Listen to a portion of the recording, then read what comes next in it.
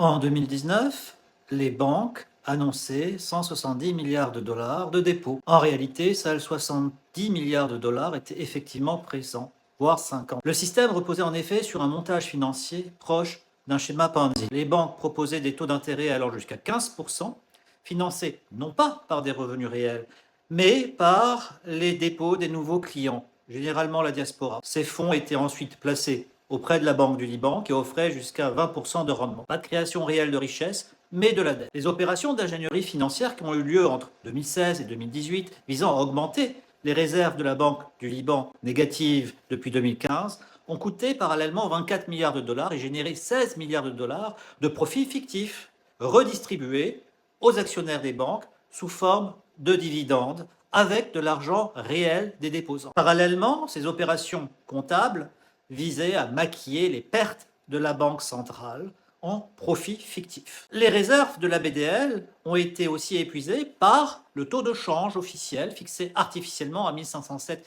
livres libanaises pour un dollar depuis 1997, avec pour but d'attirer les capitaux, notamment ceux de la diaspora, via une monnaie stable avec de hauts rendements et cela constituait aussi des subventions indirectes, mais combinées au rendement déconnecté de l'économie réelle, il a au contraire favorisé une économie de rente. Beaucoup moins en réalité que les subventions directes ou la dette publique. Les banques ont en fait cessé de financer l'économie productive, l'économie réelle, pour se concentrer uniquement sur de la dette publique et aussi du real estate. Et des placements auprès de la Banque centrale aussi et surtout. À cela s'ajoutent les transferts massifs vers l'étranger de la part d'actionnaires de banques, souvent issus aussi du pouvoir, qui ont vidé les dépôts réels et disponibles. Quand les dollars de la diaspora ont cessé d'entrer en 2018 et que les flux financiers se sont inversés, le système s'est effondré. Retrait limité, livre en chute libre, perte allant jusqu'à 92%, bien avant le défaut de l'État qui a eu lieu en avril 2020. Ce scandale, en fin de compte,